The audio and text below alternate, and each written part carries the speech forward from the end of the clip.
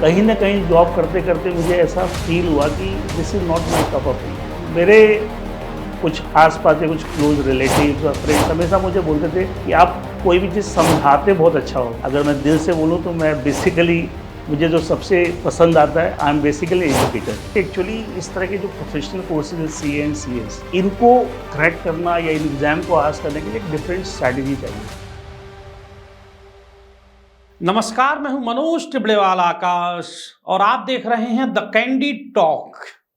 आज हमारे साथ हैं कॉरपोरेट लॉ की दुनिया का एक ऐसा नाम जिसने 2 दशक से अधिक समय तक देश के हजारों छात्रों को नई दिशा दी है। आईसीएसआई के फेलो मेंबर, दिल्ली यूनिवर्सिटी से लॉ ग्रेजुएट, हंसराज कॉलेज से मैथ ऑनर्स, पूर्व कंपनी सेक्रेटरी, तमाम नामचीन कंपनियों में कंसल्टेंट और जानी मानी संगीत केडिया एकेडमी के संस्थापक और निदेशक संगीत केडिया जी। इन्होंने सीएस एग्जीक्यूटिव प्रोफेशनल्स और सीए इंटर के लिए महत्वपूर्ण पुस्तकें लिखी हैं। आईसीएलएस, इंडियन लॉ इंस्टीट्यूट और एनआईआरसी ऑफ आईसीएसआई जैसे संस्थानों में ये विजिटिंग फैकल्टी भी रहे हैं और कॉरपोरेट गवर्नेंस को जमीनी तौर पर समझते हैं। आज इनसे बातचीत करेंगे युवाओं के करियर की स्किल्स, असफलता, अवसर और उस मानसिकता पर जो एक साधारण छात्र को कॉरपोरेट लीडर बना सकती है। संगीत जी, बहुत बहुत स्वागत है डायनामाइट न्यूज के चर्चित podcast show the candid talk में। मनोज जी, आपका बहुत बहुत धन्यवाद आमंत्रण के लिए। संगीत जी, हंसराज कॉलेज से मैथ्स ऑनर्स से लेकर कॉरपोरेट लॉ के दिग्गज बनने का आपका सफर, आपकी असली कहानी है क्या? मैंने एक्चुअली जब ग्रेजुएशन किया था और मेरा ग्रेजुएशन में हंसराज कॉलेज में बीएससी मैथ्स ऑनर्स था, तो ग्रेजुएशन मैथ्स ऑनर्स करने के बाद कुछ प्रॉपर दिशा नहीं मिल पा रही थी कि आगे कैसे बढ़ें। एक ऑप्शन था, कई लोग बोलते थे कि यूपीएससी भी ट्राई किया जाए या कुछ मास्टर्स वगैरह में जाया जाए, इसमें आप एकेडमिक्स वगैरह में जा सकते हैं, लेकिन वो सब चीज़ें प्राइमा फेसी इंटरेस्ट नहीं क्रिएट कर रहा था।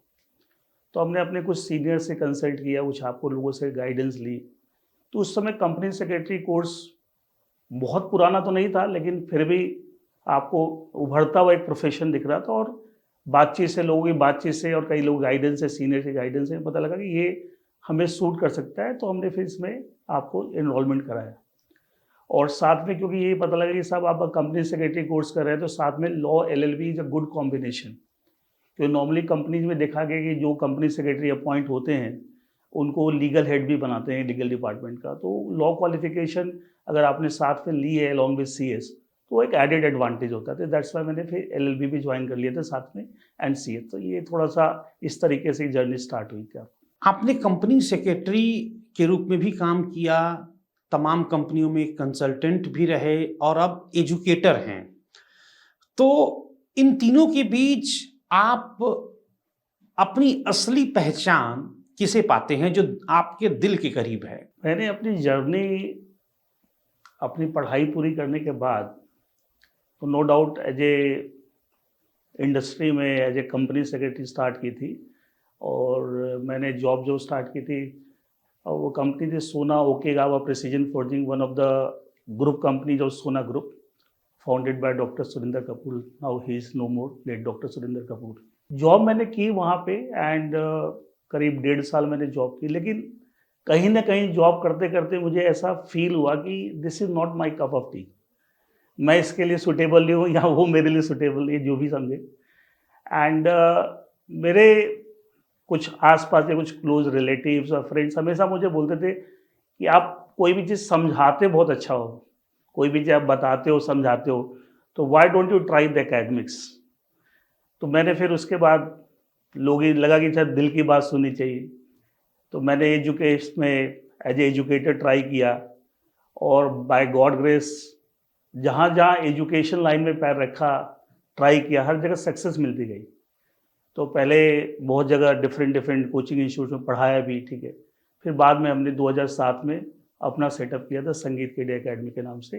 तो इस तरीके से, और साथ में कुछ कंसल्टेंसी भी करते रहे जब हमने अपना एकेडमिक स्टार्ट किया था। क्योंकि ऑब्वियसली आप जब स्टार्ट करते हैं शुरू में, जब आप as a visiting faculty to sustain your income, तो उसके लिए थोड़ा सा कंसल्टेंसी वगैरह भी किया। लेकिन बाय हार्ट, मतलब अगर मैं दिल से बोलूँ तो मैं बेसिकली, मुझे जो सबसे पसंद आता है, आई एम बेसिकली एजुकेटर।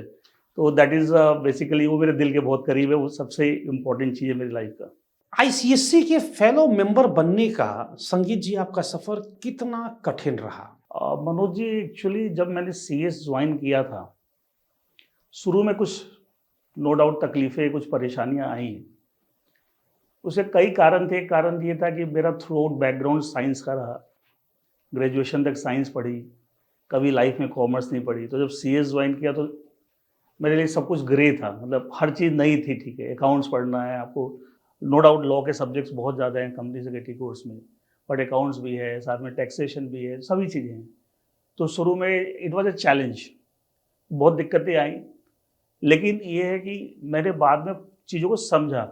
जैसे to very frank with you, मैंने पहला जो एग्ज़ाम दिया था मैं नहीं क्लियर कर पाया, और वो मेरे लिए एक बहुत बड़ा सेटबैक भी था, क्योंकि मैं अपनी लाइफ में थ्रू आउट बहुत आउटस्टैंडिंग स्टूडेंट रहा हूँ। स्कूल में भी थ्रू आउट टॉपर, कॉलेज में भी आई वॉज अ टॉपर, ठीक है, अमंग द टॉपर्स।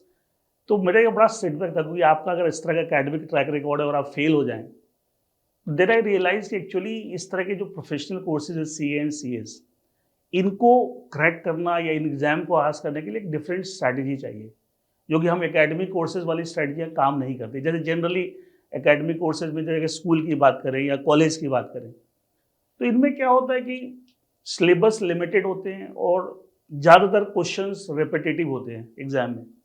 और दूसरा कि नॉर्मली एग्जाम्स के बीच में आपको अच्छे गैप्स मिलते हैं। एक पेपर हुआ, 3-4 दिन की छुट्टियां हैं, तो आपने अगर एक बार भी पढ़ा है और थोड़ा सेलेक्टिव भी आपने पढ़ा है, तो आप आराम से रिवाइज कर लेते हैं और एग्जाम आपका हो जाता है क्लियर।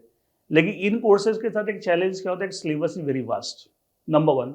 नंबर 2, गैप्स नहीं मिलते। आजकल तो इन्होंने गैप एक एक दिन देना शुरू कर दिया सी और सी एस में, लेकिन हमारे समय में कोई गैप नहीं होते। लगातार अगर 4 पेपर तो लगातार 4 दिन में होंगे, इवन संडे है तो पेपर होगा। 8 पेपर आप देना तो 8 दिन लगातार पेपर होंगे। उससे कोई मतलब नहीं कि आपको 31 दिसंबर आ रहा है, 1 जनवरी आ रहा है, उन डेज में भी पेपर्स होते थे। तो एक बहुत बड़ा चैलेंज कि आप, तो उसमें प्रॉब्लम क्या आती है कि आपने एक बार कोई चीज़ पढ़ा है तो आपके पास सिर्फ 6-7-8 घंटे रिवीजन करने मिलते हैं, आज पेपर दिया कल फिर पेपर है। इसलिए इसमें एक स्ट्रैटेजी में एक बहुत इंपॉर्टेंट चीज़ जो मैंने सीखी थी और उसको बाद में मैंने यूज़ किया, तो मुझे काफ़ी उससे हेल्प मिली कि आप एक एक सब्जेक्ट को आपको मल्टीपल टाइम तैयार करना पड़ेगा, एक बार में नहीं। जैसे हम बोलते हैं ना, कोई भी चीज़ को हम करते हैं बार बार करते हैं तो उसमें टाइम कंजम्पशन कम होता जाता है।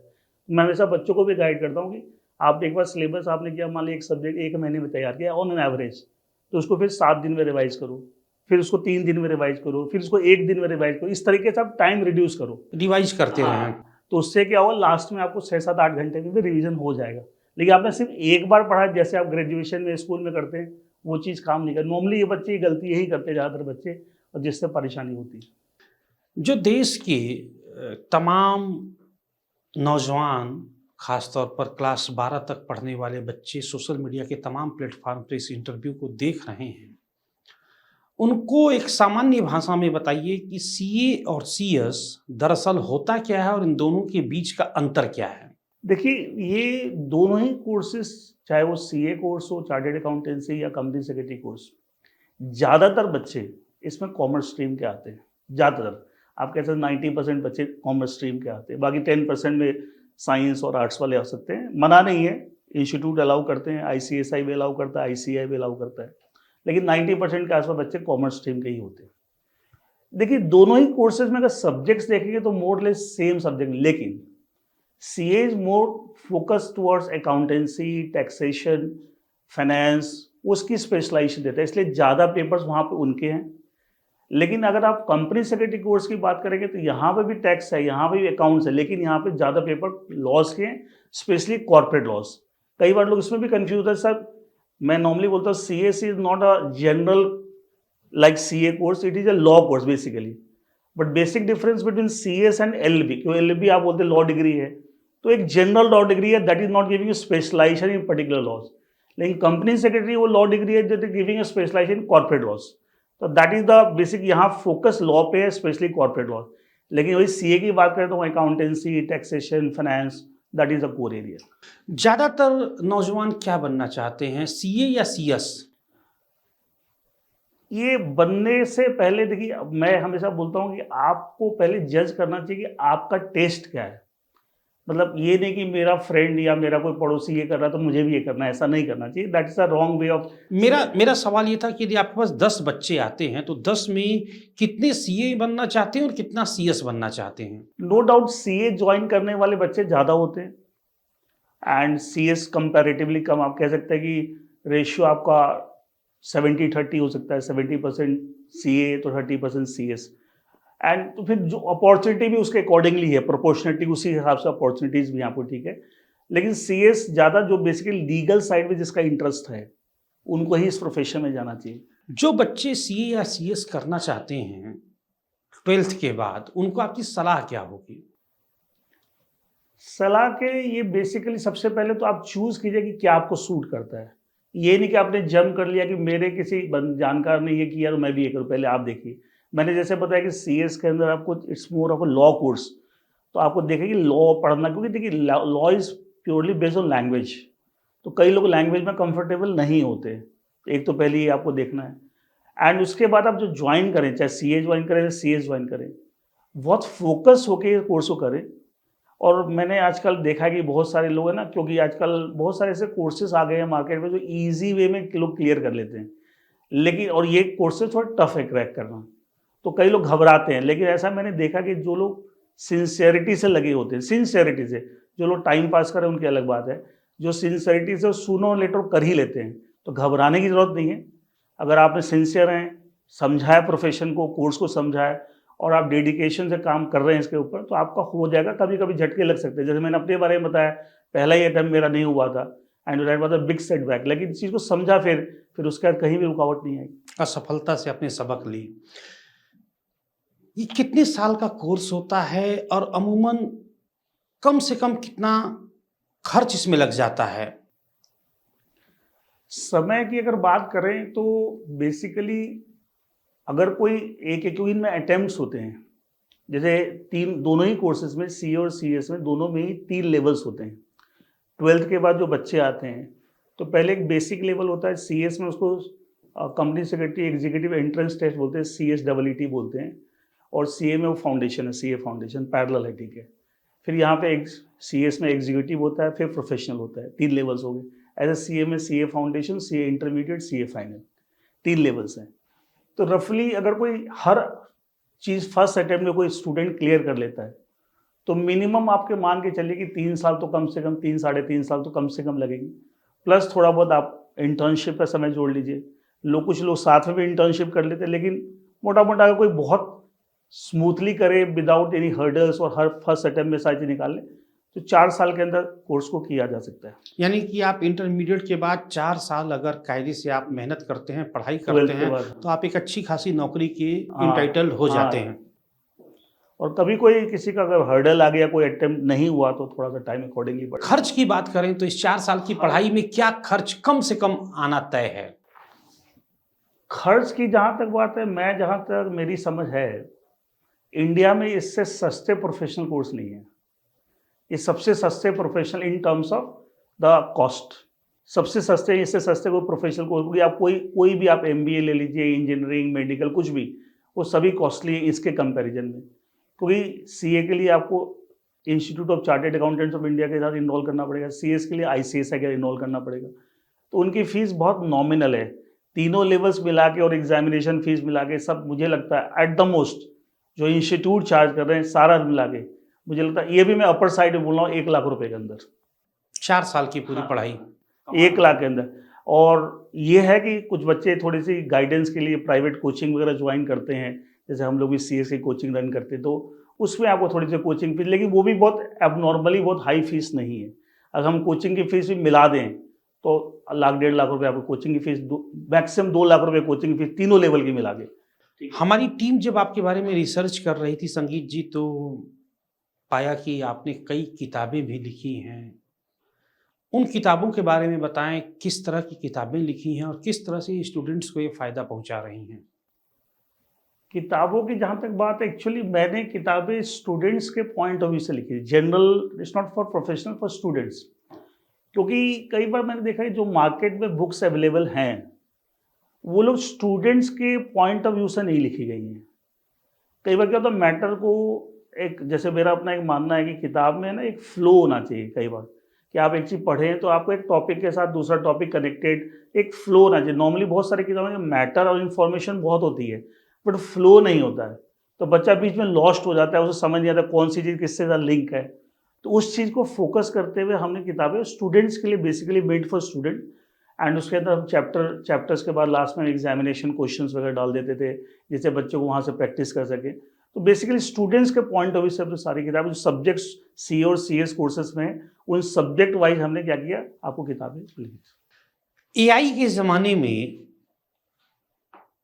एज एन एजुकेटर आप क्या कहेंगे स्टूडेंट्स को एआई की पढ़ाई पर कितना भरोसा करना चाहिए, एक, और दो, आप जैसे कोचिंग संस्थानों के मालिकों को कितनी बड़ी चुनौती दे रहा है एआई? देखिए, एआई, अब इसको कोई डिनाई तो नहीं कर सकता, ये तो आज की सच्चाई है। और हर व्यक्ति को, चाहे वो बिजनेस कर रहा हो, कोचिंग में हो, स्टूडेंट्स हो, प्रोफेशनल, सबको एआई अडॉप्ट करना पड़ेगा। इसको no one can deny that कि आपको करना ही पड़ेगा, कोई ऑप्शन नहीं है। लेकिन इसमें ये कि आपको पॉजिटिव तरीके से को यूज़ करना है। अब कई बार, जैसे कल मैं कुछ पढ़ रहा था कि कुछ लॉयर्स ने कोर्ट में पिटीशन एआई से ड्राफ्ट करवा ली, एंड जज was very angry on that कि ये क्या तरीका है। तो आप इस तरीके से, कोई भी स्टूडेंट्स हैं या कोई भी, अगर मान लीजिए एआई या प्रोफेशनल बनने के बाद आप एआई पे पूरे डिपेंडेंट हो जाए, वो गलत तरीका है। हाँ, आप एआई से अपने स्किल्स को बेटर कर सकते हैं। पहले आप काम कीजिए, अपना मेहनत, अपने दिमाग को शार्प बनाइए, फिर उसमें आप एआई का इस्तेमाल करके उसको और बेटर कर सकते हैं। लेकिन ये नहीं कि आप टोटली एआई पे डिपेंडेंट हो जाए, जो कि बहुत लोग कर रहे हैं, क्योंकि ईजी, लोगों को लगता है बहुत ईजी है, मैं क्यों करूँ मेहनत, बट अल्टीमेटली उसमें आपकी स्किल्स डेवलप नहीं हो रही है, एंड वो लॉन्ग टर्म में बहुत ही नेगेटिव। कई बार अर्थ का अनर्थ हो जाता है। हाँ, यस। कई लोग उसका बोलते हैं ना कि पॉजिटिव साइड नहीं, लेकिन नेगेटिव साइड यूज करने जाते हैं, वो बहुत गलत हो जाता है फिर आपको। संगीत केडिया एकेडमी जब आपने प्रारंभ की 2007 में, तो उस समय निश्चित तौर पे मैं कह सकता हूं कि आपने एक रिस्क लिया होगा। तमाम लोगों ने तमाम बातें कही होंगी, शुरू करो नहीं करो। आप अपने नज़रिए से बताएं, क्या था वह रिस्क, कैसे खुद को तैयार किया मेंटली तौर पर, परिवार को तैयार किया कि अब सब कुछ नौकरी छोड़कर अपना बिजनेस शुरू करेंगे? नो डाउट ये एक बहुत डिफिकल्ट डिसीजन था, क्योंकि मैं दिल्ली में बाहर से आया था, किराए के घर में रहता था और उस समय मेरी शादी भी हो चुकी थी और मेरी वाइफ इज़ हाउस वाइफ। तो बहुत ही डिफ़िकल्ट डिसीजन था कि आप नौकरी छोड़ के इसमें, क्योंकि अनसर्टेन चीज़ें हैं। लेकिन कभी कभी बोलते हैं ना कि दिमाग से ज़्यादा दिल की सुननी चाहिए, क्योंकि कई बार दिल आपको सही गाइडेंस देता। तो मैंने उस समय अपनी दिल की सुनी, और बाय गॉड ग्रेस कह सकते हैं, बड़ों की ब्लेसिंग्स, कि जैसे जैसे कदम बढ़ाएं एज ए एजुकेटर, हर जगह आपको सक्सेस ही मिलती गई। तो उसने एक हौसला दिया कि आप और आगे बढ़ो, और आगे बढ़ो, और आगे बढ़ो, ठीक है। तो वो मेरे लिए बहुत काम किया।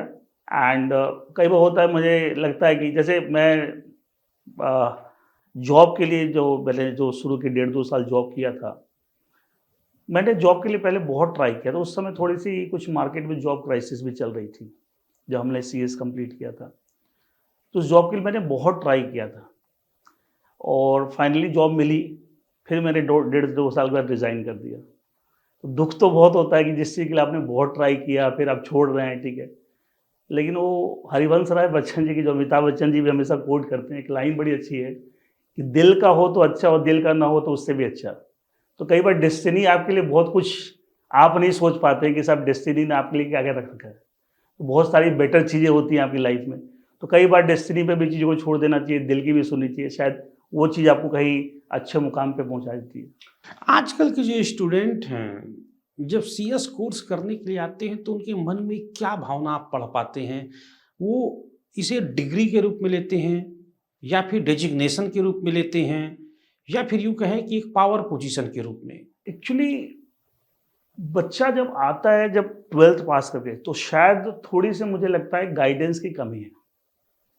लेकिन जैसे आपका सवाल है, ये इनिशियली तो डिग्री है कि आपको एक डिग्री मिलती है सीएस इंस्टीट्यूट की तरफ से। बाद में आप एज ए कंपनी सेक्रेटरी आप उस पोजीशन पे अपॉइंट होते हैं, लेकिन इसको आप और पोजीशन बना सकते हैं और उसमें पूरी पॉसिबिलिटी। उसका एक कारण है कि नॉर्मली कंपनीज के बोर्ड ऑफ डायरेक्टर्स में apart from directors it is only the company secretary, सिर्फ कंपनी सेक्रेटरी को अलाउड होता है वहाँ बैठना। तो अगर आप सही में अपना काम बहुत अच्छे से निभा रहे हैं तो आप बोर्ड ऑफ डायरेक्टर्स के बहुत पसंदीदा पर्सन बन सकते हैं, और बहुत सारी कंपनीज में ऐसा हुआ है। तो एज ए रिजल्ट धीरे धीरे company secretary they also become the part of board over a period of time.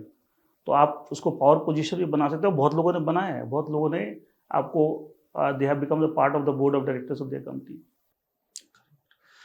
Corporate law में जो नए बच्चे एंट्री लेना चाहते हैं, ऐसे नौजवानों को सबसे पहले क्या सीखना चाहिए? सबसे पहले तो एक चीज देखिए, इजी, यहाँ पे आप कोई भी, जैसे आप कॉर्पोरेट लॉ के प्रोफेशन में जाना चाहते हैं तो एक बात आप पहले दिमाग अपना बना लें कि इजी प्रोफेशन नहीं है। कोई सोचे कि अगर आप सक्सेसफुल, रियल में सक्सेसफुल होना चाहते हैं, कि लॉ इज अपने आप में एक डिफिकल्ट प्रोफेशन है, तो इसलिए पहले आप मेंटली प्रिपेयर होंगे भाई आप उस मेहनत करने के लिए तैयार हैं। तो अगर आप मेहनत करने के लिए तैयार हैं तो मेरे हिसाब से रिवॉर्ड भी बहुत है। लेकिन जो लोग शॉर्टकट चाहते हैं, मेहनत नहीं करना चाहते, तो मेरे हिसाब से फिर इस प्रोफेशन में दिक्कत आती है। मार्क्स और माइंडसेट, कॉर्पोरेट वर्ल्ड में इन दोनों में जीतता कौन है? मेरे हिसाब से तो माइंडसेट। अगर आपका माइंडसेट अच्छा है, आप प्रोफेशन को समझते हैं, प्रोफेशन की रिक्वायरमेंट्स को फुलफिल कर सकते हैं, तो ऑब्वियसली आप विनर हैं। सीएस एग्जीक्यूटिव और प्रोफेशनल्स लेवल में अगर बात करें तो यहाँ पर छात्र सबसे ज़्यादा फेल क्यों होते हैं? इसका एक कारण जो मैंने एनालाइज किया है, एक्चुअली क्या होता है, जो पहला जो लेवल होता है सीए में, जैसे सीए फाउंडेशन और सीएस में सीएस डबल ईटी, वो लेवल काफ़ी कंपैरेटिवली इजी है। स्पेशली सीएस में सीएस डबल ईटी वो पूरा कंप्लीटली एमसीक्यू है और उसके एग्ज़ाम भी ऑनलाइन होते हैं, तो वो कंपैरेटिवली बहुत इजी लेवल है। तो जब बच्चा वो पास कर लेता तो उसके दिमाग में एक, कह सकते हैं, वहम या रॉन्ग नोशन आ जाता है कि आगे के लेवल्स भी वैसे होंगे, बट ऐसा है नहीं। एग्जीक्यूटिव और प्रोफेशनल के लेवल काफ़ी, there is huge gap as far the level is concern between the CS double ET and CS executive and then CS professional. तो जो लोग इस चीज़ को समझेंगे कि भाई CS डबल ET वाली मेहनत से या उस तरह के मेहनत से या माइंडसेट से आप एग्जीक्यूटिव पास कर लेंगे या प्रोफेशनल, नहीं होगा। तो आपको माइंडसेट चेंज करना पड़ेगा, आपको उसके अकॉर्डिंगली मेहनत करनी पड़ेगी। और जो लोग कर रहे हैं उनको दिक्कत नहीं है, लेकिन जो लोग नहीं कर रहे हैं और लोग CS ET वाले लेवल से ही तैयारी कर रहे हैं, उनको दिक्कत आती है। आपकी लिखी हुई किताब को हजारों छात्र पढ़ते हैं। एक सफल छात्र और एक औसत छात्र के बीच आप क्या अंतर पाते हैं? लेकिन नॉर्मली एक औसत छात्र, जो एक एवरेज स्टूडेंट जो होता है, उसका ज़्यादा फोकस होता है एग्ज़ाम पास करने पे, सिर्फ कि किसी तरीके से मैं एग्ज़ाम पास कर लूँ। मेरे वैसे बहुत बच्चे होते हैं, सर कुछ इंपॉर्टेंट क्वेश्चंस बता दीजिए कुछ। लेकिन जो एक सक्सेसफुल स्टूडेंट की निशानी होती है, वो हर चीज़ को डीपली समझता है, फोकस होकर चीज़ों को एनालाइज करता है। क्योंकि जैसे पुराने ज़माने में बोलते ना, चीज़ों को सिर्फ पढ़ना नहीं, गुढ़ना है। तो जो सक्सेसफुल स्टूडेंट की निशानी गुड़ता है, क्योंकि अल्टीमेटली जो भी आप ड्यूरिंग द कोर्स आप पढ़ रहे हैं, समझ रहे हैं, वो सब चीज़ अप्लाई करना after becoming a company secretary. लेकिन अगर आपने सिर्फ एग्जाम पास करने के हिसाब से पढ़ाई की है, तो उसको बाद में वो लोग अप्लाई ठीक से कर नहीं पाते, अप्लाई नहीं कर पाते, रिजल्ट सक्सेस में दिक्कत आती है। वो किसी तरीके से ठीक है अपनी रोजी रोटी कमाते हैं, लेकिन उतने सक्सेसफुल नहीं हो पाते। लेकिन जो गुड़ते हैं, चीज़ों को समझते हैं, थोड़ा डिटेल में टाइम लगाते हैं, मेहनत करते हैं, ऑब्वियसली उनको बाद में रिवॉर्ड्स भी मिलते हैं। सीएस या सीए के जो छात्र कॉलेज के दिनों में तैयारी करते हैं, पढ़ाई करते हैं, इनको कौन से 3 स्किल्स को डेवलप करना चाहिए अपने भीतर? सबसे जो मुझे लगता है, जो पहली जो चीज़ है, जो ज़्यादातर मुझे लगता है कि लोग ध्यान नहीं देते शायद, एक है आपकी कम्युनिकेशन स्किल्स। कोई कंपनी सेक्रेटरी हैं आप, company secretary, you have to interact with the directors, you have to interact with a lot of people, regulators and all that. तो आपकी communication skills should be very good, उस पर आपको जरूर focus करना चाहिए। नहीं है तो इम्प्रूव कीजिए। उसी से रिलेटेड चीज़ है कि क्योंकि कॉर्पोरेट वर्ल्ड में पूरा इंग्लिश इन्वायरमेंट है, you should have good English. कोई कई बार क्या होता है कि आप अच्छे कम्युनिकेटर, लेकिन कम्युनिकेशन भी इंग्लिश में करनी है क्योंकि कॉर्पोरेट वर्ल्ड में इंग्लिश ही चलती है, तो आपको इंग्लिश लैंग्वेज पर भी ध्यान देना चाहिए। और तीसरा जो मुझे लगता है, एनालिटिकल एबिलिटी, एनालाइज करना, सिचुएशंस को एनालाइज करना, डिफरेंट डिफरेंट उस पर प्रॉपर सोल्यूशन देना, उसको भी डेवलप करना बहुत इंपॉर्टेंट है। जो कहीं ना कहीं, और लैंग्वेज की जहाँ तक बात है, मतलब ये अनफॉर्चुनेट है, कहीं ना कहीं हमारी स्कूली जो पढ़ाई है उसमें कहीं ना कहीं लैंग्वेज पे ध्यान नहीं दिया गया। ये मुझे लगता है ठीक नहीं है। मैं हमेशा बोलता हूँ कि आप कोई भी प्रोफेशन में चले जाइए, whether you become medic direct doctor, engineer, कुछ भी, CS, लैंग्वेज तो हर जगह यूज होती है। But if you are not good at language तो कहीं ना कहीं आप प्रोफेशन में सफ़र करते हैं। लेकिन हमारी स्कूली पढ़ाई में कहीं ना कहीं लैंग्वेज को वो इम्पोर्टेंस नहीं दी गई है जो देनी चाहिए। बहुत अच्छे तरीके से आपने समझाया संगीत जी। इंटर्नशिप, क्या ये औपचारिकता है या करियर का असली लॉन्च पैड, क्या मानते हैं? देखिए, सही मायने में इंटर्नशिप, सही मायने में इसका करियर लॉन्च पैड, सही मायने में तो यही है। हाँ, कुछ लोगों ने इसको फॉर्मेलिटी, औपचारिकता बना दी है, लेकिन फिर उसकी कीमत भी उन्हीं को चुकानी पड़ती है। क्योंकि अगर आप, क्या होता है कि जब आप इंटर्नशिप में जाते हैं तो उस समय कोई आपसे एक्सपेक्ट नहीं करता कि आपको पहले से चीज़ें करनी आती, क्योंकि ऑब्वियसली आप सीखने आए हैं। तो वहाँ फोकस होना चाहिए कि आप पूरी मेहनत से चीज़ को सीखें, टाइम दें चीज़ों को टाइम। और उस समय अगर कई लोग होते हैं डमी ट्रेन आर्टिकलशिप ले लेते हैं, डमी इंटर्नशिप ले लेते हैं। डमी तो पेपर वर्क खाली हो गया, ठीक है, किया नहीं, या लाइटली चीज़ों को कैजुअली ले लिया, तो अल्टीमेटली आप सीखा नहीं। तो उसका इम्पैक्ट ये होता है जैसे आपके डिग्री आ गई CA की या CS की, डिग्री आने के बाद जब जॉब में जाते हैं तो सामने वाला एम्प्लॉयर आपसे एक्सपेक्ट करता है कि आपको बहुत सारी चीज़ आनी चाहिए। तो आप जॉब में आते हैं और आपको एक्चुअली आती नहीं, क्योंकि आपने इंटर्नशिप को बहुत लाइटली लिया।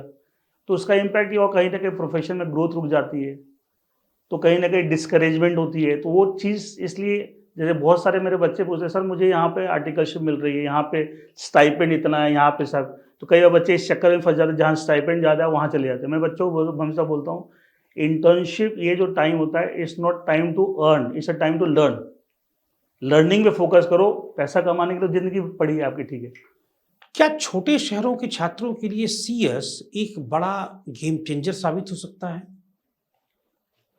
देखिए, छोटे शहरों के बच्चों के लिए भी CS एक अच्छा प्रोफेशन, लेकिन एक CS के साथ एक सच्चाई ये भी है कि आप कोर्स तो छोटे शहर में रह के कर लेंगे, क्योंकि आजकल कोचिंग वोचिंग की ऑनलाइन सब व्यवस्था है, तो आप अपने छोटे शहरों से भी कर सकते हैं। लेकिन एक बार ये कोर्स करने के बाद आपको as a company secretary grow करना है, तो आपको बड़े शहर मूव करना पड़ेगा। उसका रीज़न है कि आप जॉब में जाएंगे, बड़ी बड़ी कंपनी है, जिनके ऑफिस सब आपके बड़े शहरों में हैं। अगर आप प्रैक्टिस में भी जाते हैं तो क्लाइंट्स आपके सब कंपनीज बनेंगी, तो अल्टीमेटली सब बड़े शहरों में मिलेगी। तो आपको अगर इस प्रोफेशन को करना है, छोटे शहर से कर तो सकते हैं, लेकिन करने के बाद once you get the degree तो फिर आपको बड़े शहर शिफ्ट होना पड़ेगा, अगर आप रियली ग्रो करना चाहते हैं तो। हमारे युवाओं के बीच कौन सी एक ऐसी खतरनाक आदत पनप रही है जो उनके करियर को आगे बढ़ने से रोक रही है? एक तो मुझे लगता है आज का यूथ जो है वो सोशल मीडिया से बहुत ज़्यादा इन्फ्लुएंस है। तो एक थोड़ा सा मुझे लगता है कि ये चीज़, सोशल मीडिया में हर चीज़ जो है उस चीज़ सही नहीं है, बहुत सा। और आप सभी समझते हैं कि जो थोड़ा सा इस चीज़ को एनालाइज करते हैं कि कुछ सेलेक्टिव चीज़ें वहाँ अच्छी है, वो गलत बहुत है, और वो आपको कई बार दिशा भ्रमित कर देते हैं। तो उन चीज़ों को थोड़ा अवॉइड करना चाहिए। दूसरा, मुझे लगता है कि आप जो भी काम करें फोकस हो गया, थोड़ा टाइम दे करें। आजकल थोड़ा सा युवाओं में एक प्रॉब्लम ये, पेशेंस नहीं है। हर चीज़ होते है वो जल्दी से कर लें, लेकिन बोलते हैं ना, वो जल्दी में काम अच्छा तो होता नहीं है, ठीक है। एंड थोड़ा सा समय दें, फोकस करें, और थोड़ा सा ना डिस्ट्रैक्शन, क्योंकि सोशल मीडिया एक बहुत बड़ा आज के दिन डिस्ट्रैक्शन हो गया है। तो उसको, जब मैं बोलता हूँ बच्चों को, हमेशा बोलता हूँ जब पढ़ रहे हैं, एक भले आप 1 घंटा पढ़े तो 1 घंटे आप मोबाइल को दूर ही रखें। अब बीच बीच में क्या होता है, आप मोबाइल के ऊपर डिफरेंट डिफरेंट आपके क्या होता है, आपको अलर्ट्स आते हैं, आपका ध्यान बार बार भटकता है। तो ये चीज़ जो है, क्लासेस में भी मैंने कई बार देखा है, बच्चे क्लास चल रही है उसके बीच में आप ये सब चीज़ कर रहे हैं, तो उसका अल्टीमेटली पर्पस ही डिफीट हो जाता है। तो जितना देर आप काम कर रहे हैं, चाहे हाँ उसके बाद आप भले 15 मिनट का ब्रेक ले रहे हो, उसमें आप भले सोशल मीडिया में जो आपको करना है, लेकिन एटलीस्ट जब पढ़ाई कर रहे हैं क्लास में तो पूरा फोकस हो गए। और जो कहीं ना कहीं मुझे लगता है आजकल ये फोकस लूज हो रहा है और थोड़ी सी इम्पेशंस आ रही है, तो इन चीज़ों पे थोड़ा ध्यान देने की जरूरत है। यदि कोई बच्चा अपने कोर्स में 2 बार या 3 बार फेल हो जाता है, तो क्या उसे फिर फाइनली कोर्स छोड़ देना चाहिए? देखिए, इसमें उस बच्चे को थोड़ा सा ये एनालाइज करना चाहिए कि पहली बात कि अगर वो फेल हुआ है तो क्या उसने, ये देखिए उसको जवाब खुद से ही मांगना पड़ेगा, क्या उसने सिंसेरिटी से एग्जाम दिए थे? अगर किसी ने सिंसेरिटी से एग्जाम दिए थे, उसको लगता है कि मेरे को जो मेरे बस में मैंने मेहनत की थी और जो पासिंग मार्क्स है उसके आसपास ही कहीं आ रहा है, थोड़ा मार्जिनली फेल हो रहा है, तो आई थिंक नहीं छोड़ना चाहिए। क्योंकि कई बार क्या लक फैक्टर होता है, पेपर टफ आ गया, मार्किंग टफ हो गई, बहुत सारी चीज़ें। लेकिन अगर आपको लगता है आपने पूरी मेहनत की थी और लेकिन आप बहुत ज़्यादा गैप से फेल हो रहे हैं, जैसे आपकी रिक्वायरमेंट 50% है पासिंग, लेकिन आप यू आर स्कोरिंग ओनली 30% और 25%, ठीक है, तो मेरे हिसाब से फिर 2-3 अटेम्प्ट के बाद जिनके इतने कम गैप बहुत ज़्यादा between passing and what they are actually scoring, तो अगर बहुत ज़्यादा गैप है तो फिर छोड़ दें। अगर उन्होंने सही मेहनत की है और मेहनत करने के बाद थोड़ा मार्जिनली कहीं रह रहे हैं, तो आई थिंक नहीं छोड़ना चाहिए। क्योंकि मैंने ऐसे बहुत लोग देखा है, नहीं छोड़ते, थोड़ा बहुत ऊपर नीचे रह गया, करते रहते तो हो जाता है, सूनर और लेटर हो जाता बहुत ही व्यवहारिक बात आपने कही। 2026 के लिहाज से देखें तो सीएस करने वाले बच्चों को सबसे ज़्यादा संभावना किस सेक्टर में मिल सकती है? कुछ गाइडेंस।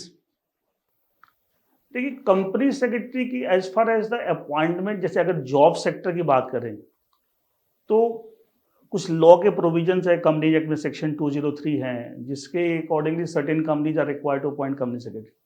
तो आपका नेचर ऑफ बिजनेस क्या है उससे कोई फर्क नहीं पड़ता, that depends on the capital criteria की सर्ट every company irrespective of the nature of business, आपकी सर्टेन कैपिटल है, you have to appoint a company secretary. तो उस एंगल से तो कोई फर्क नहीं पड़ता कि आपका नेचर ऑफ बिजनेस क्या है, किस सेक्टर। लेकिन हाँ, अगर आप प्रैक्टिस में जाते हैं तो क्लाइंट्स बनाते, तो ऑब्वियसली जो अपकमिंग फील्ड्स हैं लाइक कंपनी जो आईटी में है इस तरह की, तो उस तरह की कंपनीज में ऑब्वियसली बिजनेस भी बढ़ेगा। जो टेक्नोलॉजी ड्रिवन कंपनीज हैं, जो टेक्नोलॉजी बेस्ड सारा काम कर रहे हैं, ऑब्वियसली उनका रेवेन्यू बढ़ेगा, तो ऑब्वियसली आपके लिए भी वहाँ स्कोप बढ़ेगा, आपकी फीस वगैरह भी वहाँ से अच्छी मिलेगी। तो उस तरह के क्लाइंट्स आप ज़्यादा फोकस करें अगर आप प्रैक्टिस में आते हैं। आखिरी सवाल, सीएस एस्पिरेंट्स को आपकी एक लाइन की कीमती, बहुमूल्य, अनमोल सलाह क्या होगी? सलाह मेरी यही होगी, बेसिकली आप ये कोर्स अगर ज्वाइन करते हैं, एक तो सबसे पहले प्रोफेशन को समझें कि कोर्स क्या है और इंडस्ट्री इस कोर्स जिसके पास ये डिग्री उससे क्या एक्सपेक्ट करती है, और उसके अकॉर्डिंगली अपने आप को डेवलप करें। ये नहीं कि मेरे फ्रेंड ने ये बोल दिया, उसने ये बोल दिया, सोशल मीडिया पे वो ही बोला, नहीं। ये समझिए प्रोफेशन क्या है और प्रोफेशनल कोर्स जो करके उनसे इंडस्ट्री क्या एक्सपेक्ट करती है, उसके हिसाब से अपने आप को डेवलप करें। डेफिनेटली आप एक सक्सेसफुल कंपनी सेक्रेटरी बनेंगे। संगीत जी, बहुत बहुत धन्यवाद। देश के चर्चित podcast show the candid talk में इतनी बेबाक और कायदे से, बहुत सरल भाषा में, सहज भाषा में देश के नौजवानों को अपनी बात समझाने के लिए देश के जाने माने सीए सीएस एजुकेटर संगीत केडिया जी, इन्होंने साबित किया कि सीएस और सीए ये कोर्स सिर्फ एक डिग्री नहीं है, बल्कि जिम्मेदारी, नेतृत्व और रणनीतिक सोच का पेशा है। दोस्तों, अगर आप अपने करियर को लेकर गंभीर हैं तो इस एपिसोड को सिर्फ सुनिए मत, बल्कि अपने दिल और दिमाग को समझते और समझाते हुए लागू कीजिए अपने ऊपर। अगर यह वीडियो पसंद आए तो लाइक कीजिए, चैनल को सब्सक्राइब कीजिए और इसे उन युवाओं तक जरूर पहुंचाइए जो अपने सपनों को एक सफल प्रोफेशन में बदलना चाहते हैं।